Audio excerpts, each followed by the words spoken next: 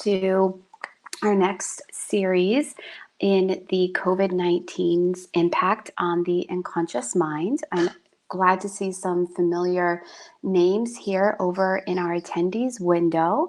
And please, everyone, continue to use the chat window. If you joined us a couple of weeks ago where we did our very first launch of our COVID-19 data and its metaphors and deep metaphors associated with COVID-19, you know that we had some really good dialogue happening over in the chat window. So please continue to ask any questions that we can use our time together to help everyone understand what the impact is specifically on the conscious and conscious mind. What we're going to be doing today is a little bit different than what we did a couple of weeks ago on our very first webinar related to this topic. And we've had some new, fresh data specifically around millennials. This was a big question that came through in our very last phase of this research. And a lot of people were excited about Gen Z and boomers. But then the biggest question was, well, what do millennials think and feel about the coronavirus and COVID-19? And that prompted us to really take a look and deep dive into what do millennials feel about this? What is their impact? And it's very surprising because they have some very different trends that are incredibly unique and differentiated from Gen Z and boomers. So with that started, I'm just going to jump in today. And like I said, please chat out some or type up some questions if they come up. All right. So what I want to do to get us started is just review a few slides from a few weeks ago in case we do have some new names on here. Welcome. I'm going to be referencing our last phase of this research throughout so that I can bring everybody up to speed. All right, so why do we want to use and study the unconscious mind during a global pandemic? Why is this important? Well, we know that we're often right now not acting rationally, right? We see a lot of emotions, especially in the headlines today and in the behaviors of our consumers. So what we wanted to do is understand what's going on inside the unconscious mind, because we can't really deliver effective communications and messaging that's empathetic or effective, right? Unless we understand that unconscious or subconscious mind. So we're going to see a lot of metaphors today, even more so than we saw just 2 weeks ago. Why do we use metaphor? Well, our methodology is called the Zaltman metaphor elicitation technique. And we elicit metaphors because that's one way, and one of the most important ways we unlock the unconscious mind. Because metaphors are how we understand our world, right? Especially complex and esoteric concepts like a coronavirus, right? So what we see here is that metaphors and reveal the unconscious mind, and that generates up to 95% of our thinking and our feeling. Metaphors also make communication easier, right? Because once we can activate the right frames and the right metaphors, behavior change is simplified, right? Consumers understand it. Essentially, you're speaking the same language that people are as well. We are going to look at 3 different kinds of metaphors here. First, you're going to see a smattering of surface metaphors. These are the metaphors that we use at least 5 to 6 minutes per minute. 5 to 6 metaphors per minute of conversation. This is important in all languages. I do want to say that the data that we have here is specifically in the United States. These surface metaphors do change culture to culture. Where they are united here is at the bottom, that we are called these deep metaphors. And these deep metaphors are innate and they start developing at birth, and they're shaped by our social environments. So we're going to be measuring those deep metaphors as well. And then we have the strategic metaphors. We look at how these surface and deep metaphors come together. What do they share with us and show us about the unconscious mind?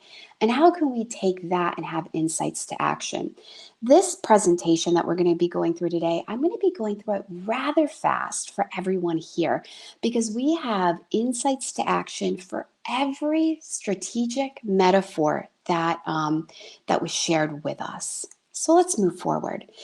So this slide is also familiar if you joined us 2 weeks ago. Our objective in this research is one, to identify the deep metaphors that are associated with the coronavirus and COVID-19 and the degree.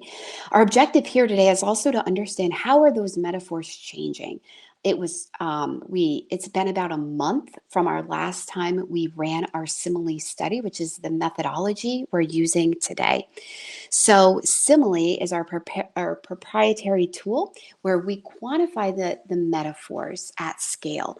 The question that our respondents were prompted with is their thoughts and feelings about how COVID-19 is impacting their lives, okay?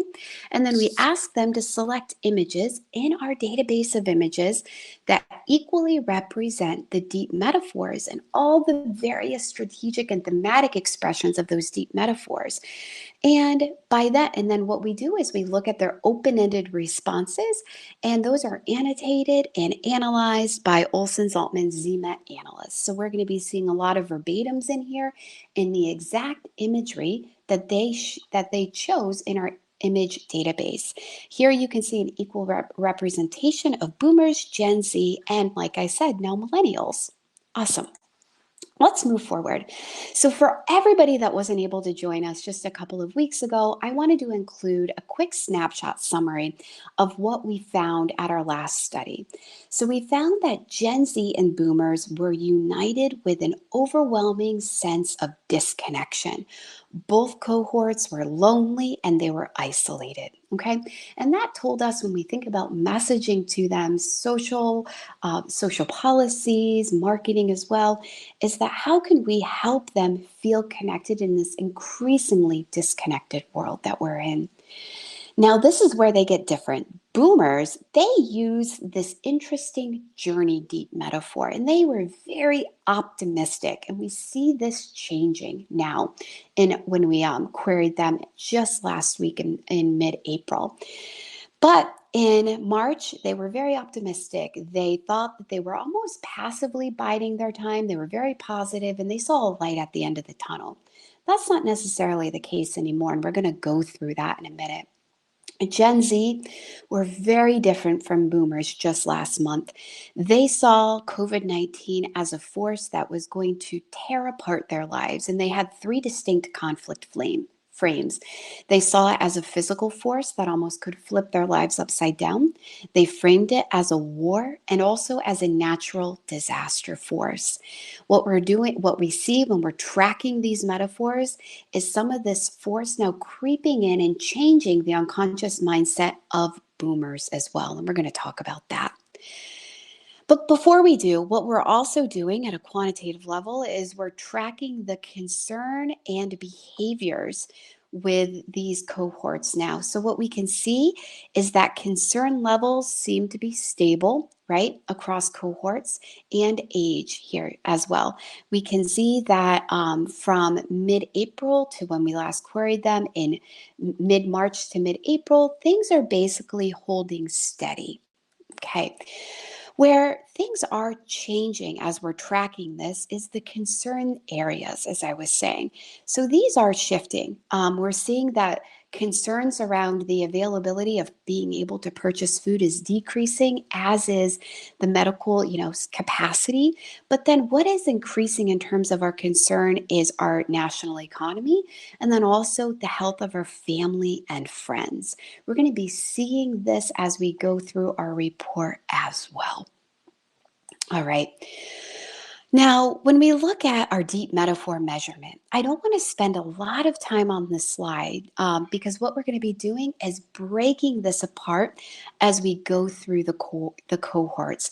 But what we're seeing here is that journey, control, force, these are all trending up and down. And we're going to see right now the most prominent metaphor of connection still being most prominent here. And then also we're going to be seeing subtle changes in transformation too. So let's dig in. We're going to start today with Gen Z. And when we look at what's changing from 1 month, right, of when we first launched our first study until last week when we did it again, is that we're finding that for Generation D and Generation Z and their unconscious mind, they believe that things are getting out of control. For them, the situation of the coronavirus feels increasingly chaotic because all of this uncertainty is starting to extend into other areas of their lives. And they're feeling a sense of a negative transformation. They also believe that their future is crumbling, right? And we believe that because of this, and we see this as evidenced in their language, is reducing their journey frame. So you can see how that steep drop in journey is decreasing. They're also feeling this prolonged isolation, right? So here you can see the growing connection metaphor increasing. It is prominent as their in-person contact continues to dwindle. The stay-at-home orders, right, are leading to feelings for them of claustrophobia, and this is being expressed in a rise in that container language as well. We do see a decrease in the trending of the force deep metaphor because this was first expressed as initial shock. Now Generation Z is getting adjusted and getting used to the grim aftermath of the force. Now let's dig in. So here's just a quick snapshot of some of their key themes that we're going to be going through today. We first found that they are increasingly disconnected and distracted. Now, this is something that we didn't necessarily see in March, and it's incredibly important, is they are portraying very calm on the outside and have a huge chaos, emotional chaos inside of them. And then finally, there's a big break that's happening for Generation Z. So let's look at some of the trends here. So here's the deep metaphor of connection, and the strategic expression, right, is for them, or the theme of this metaphor is a distant disconnection. We found that Gen Z here is they're disconnecting, as we know, because of stay in place orders and what we found in our data, they're disconnecting from their social life. They feel deprived of so many of their relationships. And above their relationships, also they feel deprived of their social milestones that they feel like they should be experiencing, that they should be hitting. They're voicing, right, rather than alleviating this problem, right? Their contact through technology is contributing, right, to their sense of how their lives are becoming more and more virtualized. We're going to be doing another webinar in the coming weeks because we have some benchmark data from Generation Z where we ask them to talk about their health and wellness in a little mini ZMET project we did last year. We're going to be using that data as benchmark data now to start saying, how is the coronavirus impacting their health and wellness today through an interesting gap analysis? We did see a tension as it relates to how they're feeling disconnected and distanced by technology. And what we hypothesize is that the coronavirus is only continuing to build this tension that Generation Z feels today. So we're going to be having some more data coming with that. So now when we think about insight to action through this increasingly disconnection that they have all of these tensions and barriers with, is the theme here is that they're placing a lot of value on the tangible, direct interactions that they can have with people. How can we frame this? Is emphasizing the hope, right? That they're going to have the same new order of rich non-digital connections, right? And how can we focus on making ways of the digital connections feeling more human, right? Feeling more customizable. We're starting to see some of this with even new UI and UX features that even Zoom and all these virtual meetings are putting into their platforms. But this is so important for Gen Z. The elements of bringing this insight to life is how that a physical touch, right, can be replaced in a digital world. Having relaxed groups of friends who are like, here, get us, when they were trying to put your phones down and interact with people, right? Or the thoughtfulness you can see with Guinness using some of their brand naming and nomenclature around thoughtfulness as it relates to not drinking and driving, right? We can take all of these communication principles and now make them relevant for COVID-19 as well. So let's talk about some other thematic expressions and important nuances for Gen Z. We also found that Generation Zers describe themselves as attempting to maintain this very brave facade, right, on the outside. But then what this does is it multiplies their emotional turmoil. They feel like their sense of control is very fastly slipping away from them. You can see here all of these images they chose to express this feeling of out of control, with people clutching their heads and multiple dimensions, almost a sense of schizophrenia happening, right, as well. And so what we find is a theme of acceptance, right? How can we tell them that you don't have to maintain a perfect image today, that it is okay to be dealing with the emotional after effects of COVID-19? So we think about resolving some of this tension for Gen Z is how can we then acknowledge, right, the pressure that they feel, because this pressure is intense. If you can recall, that those very emotional images that they chose to describe their thoughts and feelings around the impact of COVID-19 on their lives. And how can we support them, right? Where we can help our products, our messaging, keep them strong, right? On the inside and the outside, and help soothe some of this emotional, eternal conflict that they have. And so when we think about the visuals, right? Anything around contrast, right? Light on the outside, dark on the inside, playing off of this duality that we saw in the images and the language as well, and also the physical pressure that we saw in those images and in the language as well, in the isolation. The tone for this is very somber, yet comforting and hopeful, right? But very realistic. Lastly, when we think about Gen Z as well, they perceive the coronavirus and COVID-19 as almost apocalyptic in nature because institutions, and they told us this, that institutions and their expectation for the future of their lives are going to crumble into uncertainty. And you can see this, right, in these interesting image trends that they showed us. Things falling apart. We see messes. We see all of these little pieces of the self starting to flow away. Even in the language here, right? Everything is falling apart. Everything is falling down into pieces. A rope is going to snap, right? And so all of this is reflected in this toll that it's taking on Generation Z, is reflecting in their language, right? That are portraying collapse and decay. Right? So when we think about an insight to action for this specific thematic expression, is that we really need to think about portraying how the end of this is an opportunity for a new beginning, right?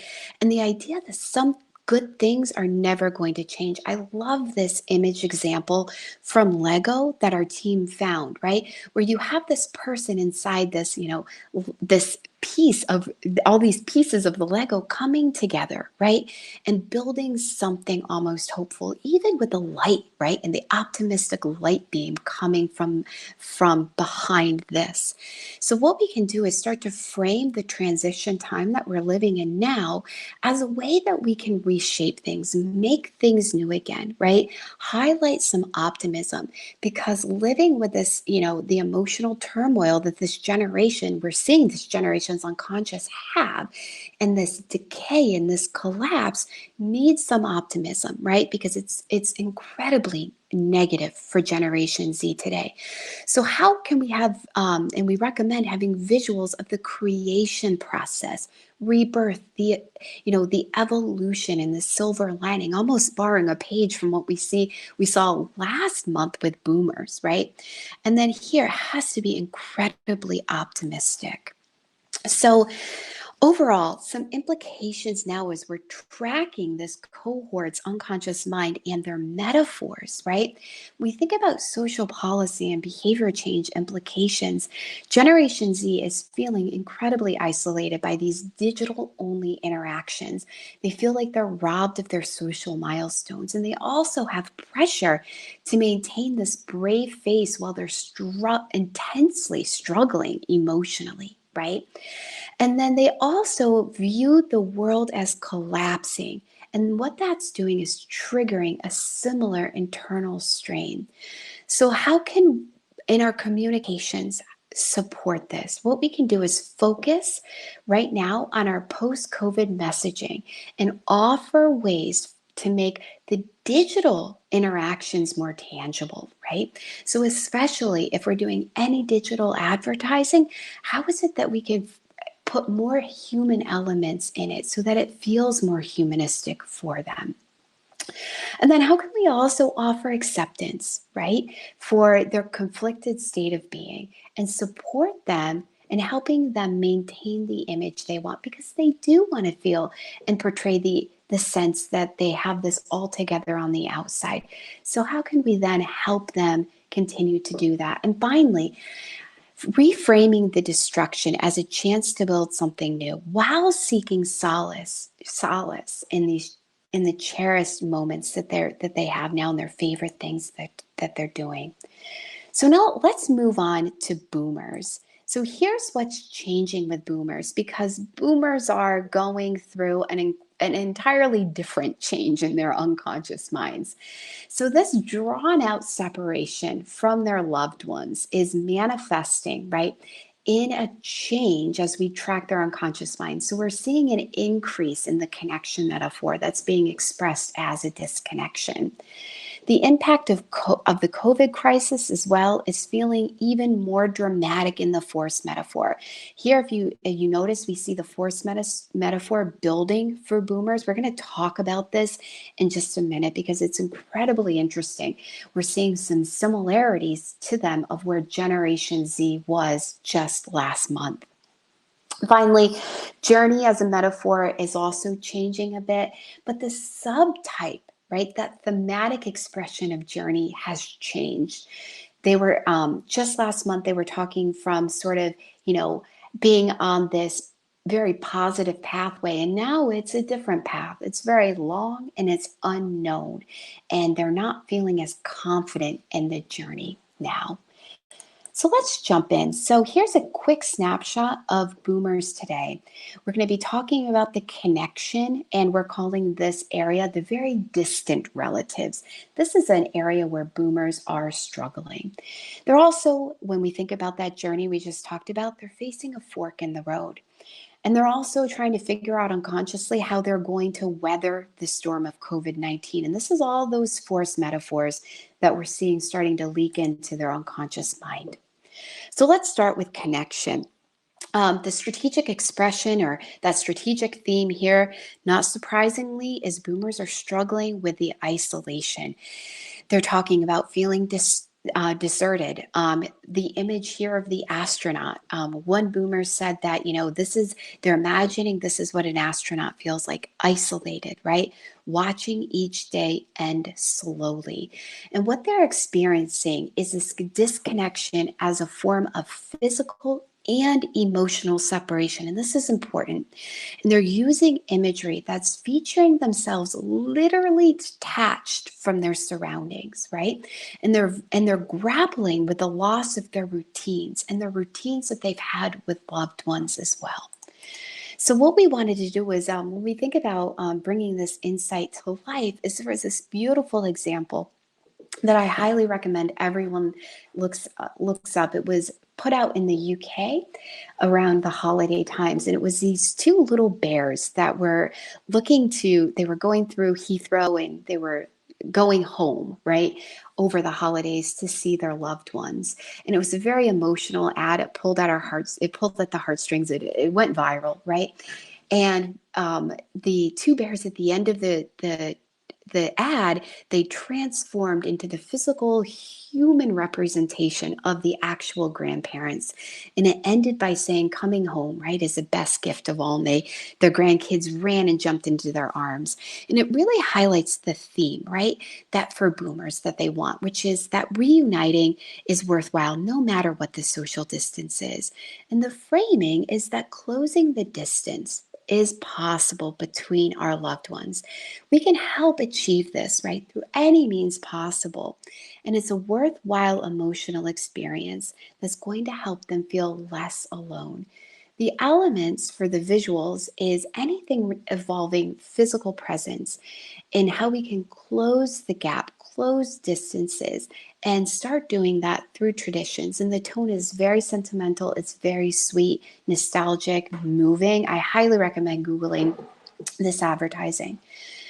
Now, another area of interest that came out through boomers is also the idea of connection. And this is different. We did not see this as in our very first study, but we see it trending now, and this is the idea of communing with a higher power. And boomers are seeking solace in something greater than themselves. And because these are really, isolating times, and boomers are seeking consolation in the ritual of prayer, in the comfort from this higher power. Their images that they chose where they were brightly lit, it showed comforting self-touch. The language was all around the idea of needing to pray and connect to your spirituality and your religion. The theme of this is looking for comfort in the forces that are bigger than you are. We loved, us as a team, we love this example from Dove where it says courage is beautiful, and it's sharing the picture of Amanda as a doctor, healthcare worker or nurse with the indentations of wearing protective gear, right? And how we can look up to people like her. And the framing is leveraging qualities that are almost religious of in themselves. Love, tolerance, helping others as well. And giving them strong and powerful force, giving boomers something good to look up to in these dark times.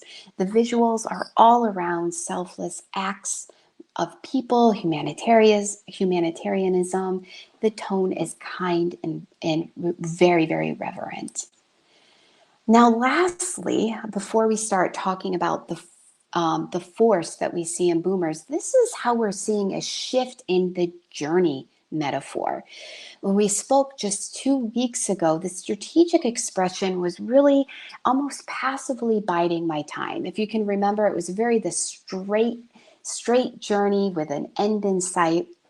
We saw images on the left-hand side where there's a light at the end of the tunnel. We can see some of the language we heard there. And what has shifted for them is all around that now there's an unclear, almost endless path.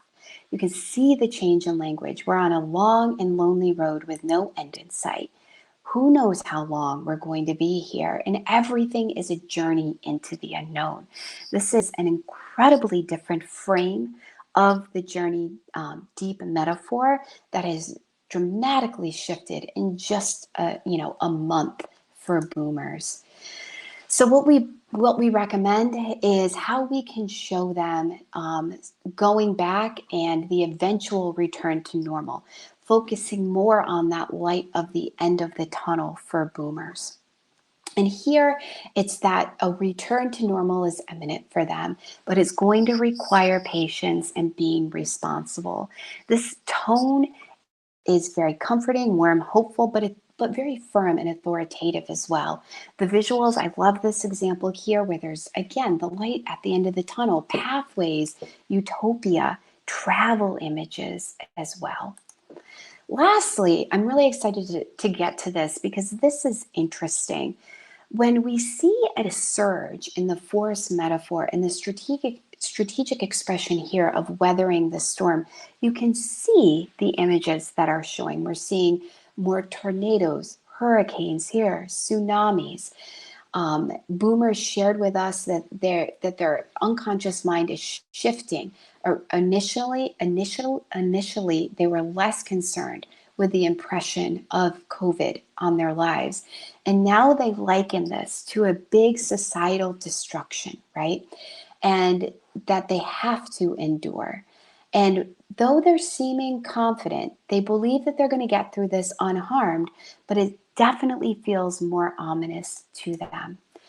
I love this insight to action example as we think about what this means for us when we think about messaging to them. Is the theme is that they can be the calm in the storm, that they can endure the storm, and others can turn to them for confidence as well. And this Dos Equis ad in the copy here says, some people know more than you, and you have to listen to those people. So how can we cast these boomers as almost seasoned warriors? We can appeal to their pride and how they can endure past these hard times. The tone and the visual elements here are quite different. It's really building up into being strong individuals, triumph over adversity, and then very suave, knowing, self-assured tone. So when we think about the overall implications for boomers as well, they are feeling increasingly distant and isolated from their loved ones. They're losing confidence in the idea, right, that the long journey of COVID now is going to have this definite endpoint, that it's almost that they can be passive during it. And they're starting to perceive COVID as a powerful storm that they must embrace and endure.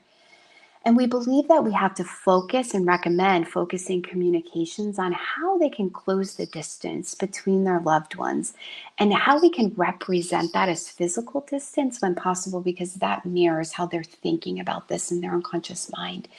And we recommend doubling down on that existing frame that we saw in the very first iteration of our study, that light at the end of the tunnel.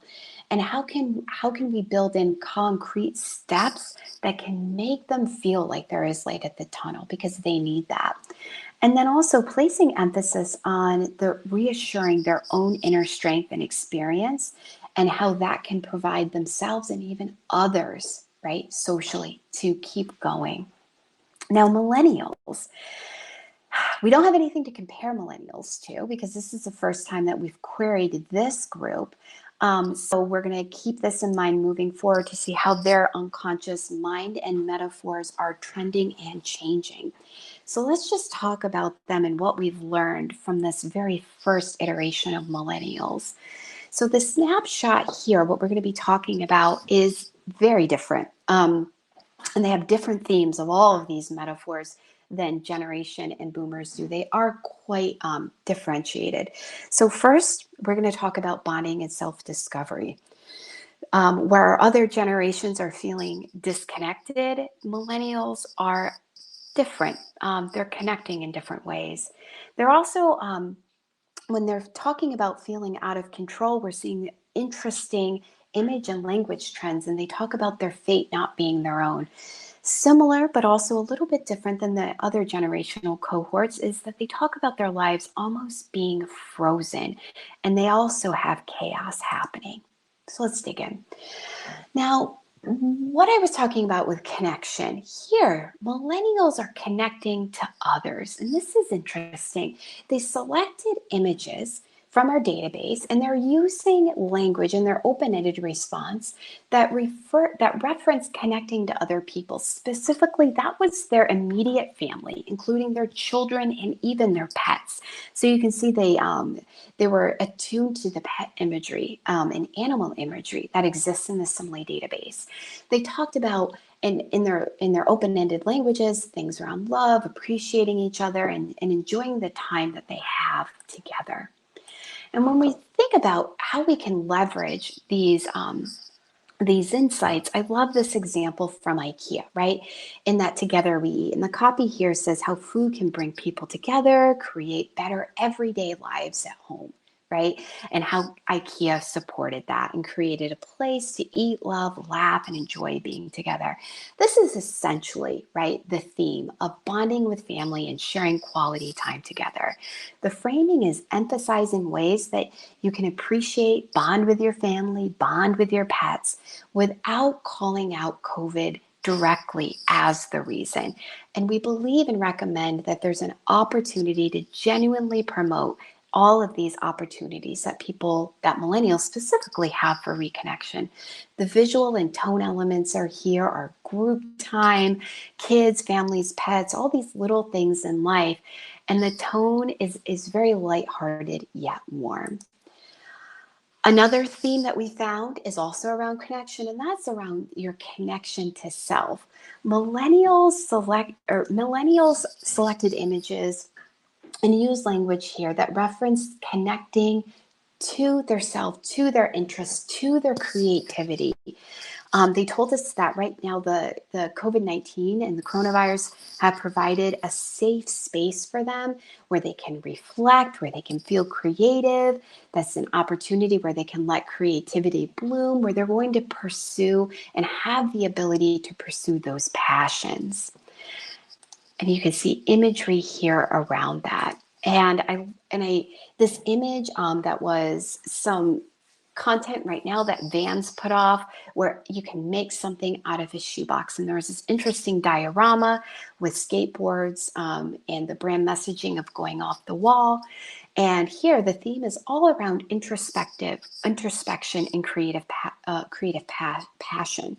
The framing, again, is all around creativity and capturing the idea that anything can be accomplished, right, with creativity, and how you can breathe new life into this time right now, capitalizing, doing good, and promoting good for yourself. The elements are very meditative. If you can remember some of the images I just showed on the last slide, the idea of organization, intelligence, the tone is inspiring and encouraging. And again, very positive because for millennials, this can be a positive time. It's very paradoxical though, because what we see here, and this is when I think about millennials, I did not anticipate this coming out of the research at all. And I just want to note all of these marionette imagery that we see, or the skydiving. And this is really the idea of the deep metaphor of control. And we heard two strategic expressions of how millennials are feeling out of control. They're feeling generally out of control in their lives, but also this interesting embodied cognitive kind of control, that they feel that their body no longer has control. And this is all around how they're conveying vulnerability and feeling powerless and very overwhelmed as a cohort of millennials. There's skepticism, as you can see here in the language, about the powers in charge. And they feel that they're at the mercy of something bigger than they are. And again, you can see this in all of the swirling backgrounds, right? Skydiving as well. And they feel like they're succumbing to forces that are almost out of their control and beyond their grasp. So I love this example. When we think, what do we do with an insight like this? This is all around this image that you see here is for migraines. And it says, chronic migraines don't have to trample me. The theme for millennials, as we just talked about, is the idea that someone else is in control of my life. And there's a deep desire, an unconscious need, of course, to take back some of this control. The framing is that how finding a common enemy here, COVID-19, right, can give it a face, personify it, and then emotionally equip these millennials to fight this, right? Rather than, giving the power to someone else that they necessarily feel skeptical about, that we heard. The elements are overcoming a foe, taking a stand here. Even the lifting this very heavy object above them is a very powerful visual. And the tone is powerful, confident, and strong. Okay. Now, when we also saw a transformation, when we think about them feeling out of control, there's a transformation in that as well. The strategic expression is one of, and this is where the paradox comes in with millennials, and this is why they're so interesting, because when we were talking about their connection, there's this, soaking in time of connecting to yourself, connecting to your family, but then also feeling completely out of control, feeling that, someone is taking over your life and taking over your body, that bodily out of control, and this negative mental transformation. So we saw language like my mind is chaos, my head is spinning, my mind is racing. These are very common language that we heard. We also saw images that were represented by tangled, frayed sense of mental health. And these are all evolving into a negative mental state of mind for millennials. And it's taking everything they have just to hold themselves together. You can see this in their language. They say, I can't focus on important things right now. Even things like paying bills on time. I feel like things are breaking down and my head is spinning, things are jumbled up. So the theme is trying to hold it together, and the frame is capitalizing now on this helpfulness. How can we, as communication experts, help them through this time, making them feel, giving them back the sense of control? They have a lot of mental stress right now that needs to be balanced with mental relief. Okay. And I love this image you can see here. It says, not all days are going to be good, but there will always be something good in each day. And you can see quantification levels that the movies watched, the hours with family, the lives saved by staying at home. And these are all depicted by door numbers, right? Which is building again into the positive benefits of staying inside. The visual elements, again, are how normal life has ups and downs as well, and the importance of self-care.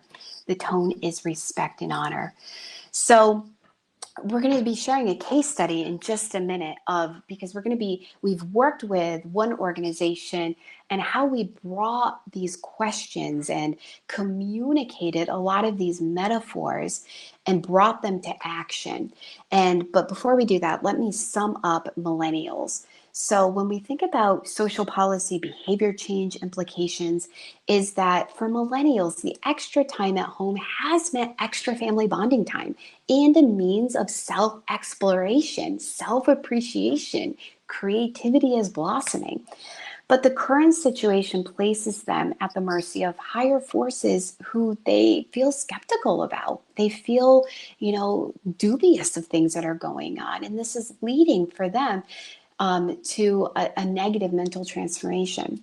So how can we validate these feelings of isolation and, importantly, the hopelessness and their difficulty focusing, that stress, that mental anguish, because we don't want to diminish it. We need to support it. So we want to, and then as we think about how we can, brands can support this, is any brands that have creativity opportunities for them, or ideas of self-reflection or change is incredibly important for millennials right now.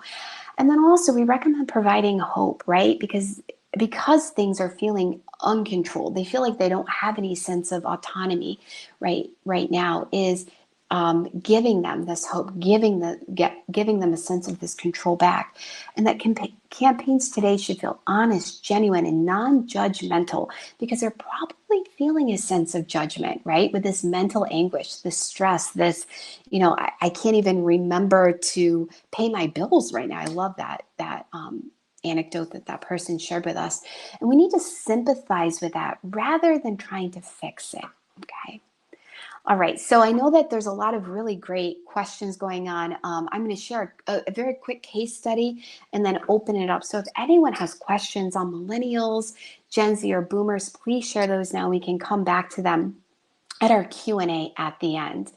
So I'm really excited. How can we take all of these metaphoric insights and unconscious insights and bring those to life? And we have I love this case study. We're currently working with a COVID supplies fundraiser, and they came to us right around just a couple of weeks ago. And a student at Wharton had saw our presentation and learned about ZMET in their consumer behavior courses. And they had a fundraiser, an incredibly successful fundraiser. And it was a movement being led by Wharton students. It had impressions, it had engagement, they had donations, they had messaging established. And when Josh reached out to us, he was just like, how can we have some story in here, right? Like amplify the metaphor, amplify everything that you guys are talking about. And within a couple of hours, we as a core team were on a Zoom call saying, how is it that in this key question, how can a metaphoric storytelling strategy be implemented, and how can it be implemented fast, right? Because and I want to go back one slide, is because with this COVID fundraiser, what the Wharton students are doing is they recognize that there's a shortage of PPE, of protective gear in the United States right now. And they have doctors as part of their cohort here. And how could they help this national shortage of PPE? And what they did is they were taking everything they learned, they had supply chain knowledge, and they were starting to act. And they raised funding, they had trusted, validated sourcing, and they had a method to get this fast to the hospitals that desperately needed PPE. So what we did is we first started off and we had very abbreviated ZMAT sessions where respondents shared a common theme. And as us as a core team of ZMetters, we thought that this was fascinating. So I just want to share with you a little bit of the anecdotes before we get to some questions. One person, I interviewed a COVID-19 patient, and she talked about how doctors on the front lines today are holding back a tsunami. They're doing everything they can to build a wall, and it's frantic and difficult work. And Josh, who we were working with at Wharton, had shared almost this poem that a classmate over in China from one of the doctors as part of this initiative had sent some PPE back to us in the United States. And on the note, he or she written, "We are waves of the same sea, flowers of the same garden. Though they are not a lot, they are all we have," they meaning the supplies. And we started seeing all of this wave metaphor and all this water metaphor. And we knew from our very first piece of research that there was that force metaphor of natural disaster, right? So we started saying there's something going on in the unconscious mind around water. And how can we build this in to the important storytelling and the donation that these students in this group of people are doing? So we created a storytelling strategy with them called the First Wave, and giving a name to this fundraising effort, a metaphoric name that everyone can connect to, because it's part of the unconscious mind. So what we wanted to do is have this resonate very fast. And what we did is also amplified the metaphoric language in there. So we took a lot of where, the fundraiser had some slides, and then we recommended how can we activate the connection, right? This is the most prominent deep metaphor. Now we've seen this in 2 phases of this research, and activate connection through how people can join the wave through donations, or some copy that we recommended in "Alone we may be small drops, but together we're a wave, together we're an ocean." And we also recommended within this group is that how can we activate the force, the transformation, and control? These are also incredibly important metaphors, as we just talked about on our last webinar and this one, and tapping into that natural disaster tsunami frame. And then also how that can help gain control and connection with the wave. So we amplified, again, this metaphoric language and said that our medical care centers are underwater, that a sea of change can happen. This movement can bring a sea of change, that we want to flood hospitals with immediate support so they're overflowing with supplies. These are all very simple ways, right? We think about the importance of paying off on a metaphor through the language and through some of the visuals as well. We also brought this through to iconography, graphs, and continued messaging. So what the Wharton movement is doing is, and I wish I would have made this bigger for everyone on the call, is getting masks to where they're needed just in time because they can get them there faster. And what it is their focus right now is in this little tiny piece that's incredibly important, in that sourcing the PPE as growing where the US demand is. We also took a behavioral science lens on their iconography here, and we talked about the story of how one box of masks and how one donation of $185.16 can keep one doctor safe, right, for a week. And then that one doctor who sees 100 patients per week then are safe. So we have safe doctors, we have safe patients, we have safe hospitals. And what we did is we said every iconography in terms of behavioral science, we need to see facial expressions, even if they're not real, even if they're illustrated facial expressions. We need to be able to see that because that's what we connect to. We also talked about and worked with them connecting it back to the Wharton Promise, which is all around their campaign is more than ever. And it's that they say that the world and complex challenges require innovative solutions. And that's exactly what this group of students is doing with their supply chain knowledge and everything they're learning in B school. One person, I did an informational interview, Zima interview with one doctor, and he said, this is a group of students who they're not just talking, they're taking the bull by the horns. They've learned how to do it, and now they're applying it.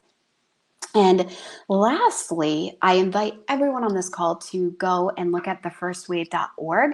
We launched the website, made some recommendations. This group did this in a matter of days, and you can see what they've raised to date. You can donate yourselves. I want to invite you to join the wave because this is an awesome movement. And you can see this beautiful graph of the masks they're delivering all over the country to keep our healthcare professionals safe. So please go visit and consider donating. So let's talk about any questions at all. And I'm going to look through some of these. There's lots of questions. Thank you, guys. All right, let's take a peek. And please continue to share out. So one question is, how do you show physical touch and not be tone deaf to social norms? Leslie, this is a brilliant question. One idea is we could maybe focusing on the future, and by what we mean by that is when a return to contact will be possible.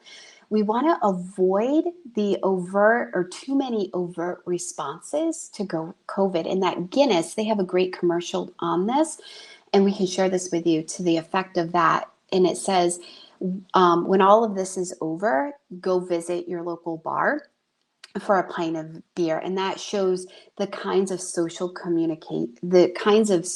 groups, in addition to some medical heroes as well. Let's see. Another question is, do you anticipate containers shifting with reopening and regional variations based on how much is reopened? This is a really good question. It's probably possible that this may decrease with opening, right? As people are leaving homes and we're lessening the shelter in place orders, but only probably if it's people are feeling safe to re-enter society. Because if the behavior isn't going to change, then we anticipate still seeing these claustrophobic frames, right? Because even if a city is reopened, like some in the South, and people aren't actually re-engaging with society, we don't anticipate that metaphoric or unconscious mind shifting. Another question is, would love to hear more about how to frame optimism grounded in reality. This is good. Let's see. So what we could do is, how optimism can be grounded in reality is perhaps by creating and focusing on, let's say, a celebration of the everyday. You could connect with your loved ones again, or like even visiting your favorite restaurants. You can think about that. Even if the exact nature of the visits could change a bit, which they probably will, but the spirit of that, message remains intact despite the circumstances. I know I had a coworker who whose wife put together this brilliant drive-by birthday party, right? And so I wonder if that's a good example as we're seeing more and more life celebrations being marked time in that way. A good question. Somebody had asked, why no Gen X? We did that so we could get these implications to us faster.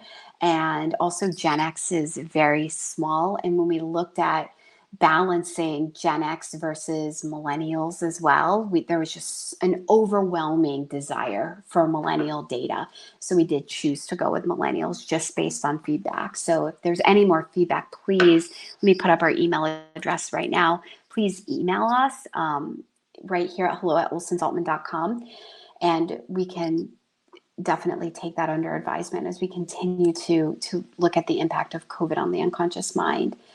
Another question is, have you considered going upstream to investigate the mindsets of policymakers and frontline workers and how they frame and reframe their experience? I'm thinking of those who manage distress centers, oversee long-term care facilities, and triage patients or support families at hospitals.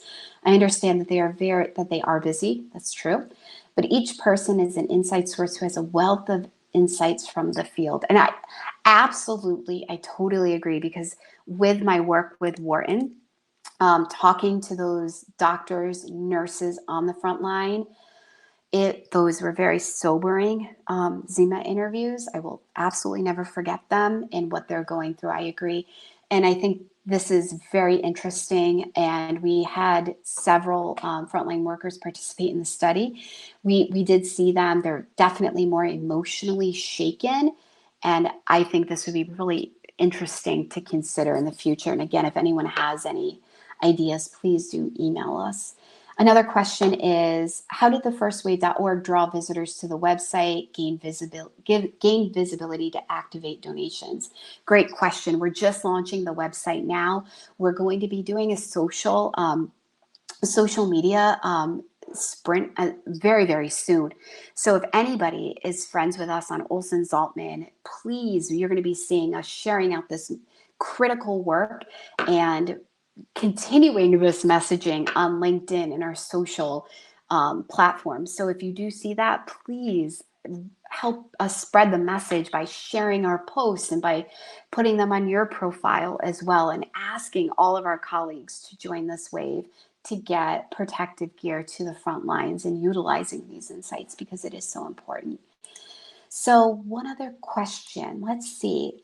Are there dangers in things like green screen partitions in Zoom meetings, discounting a feeling of connection because it's less transparent and less real?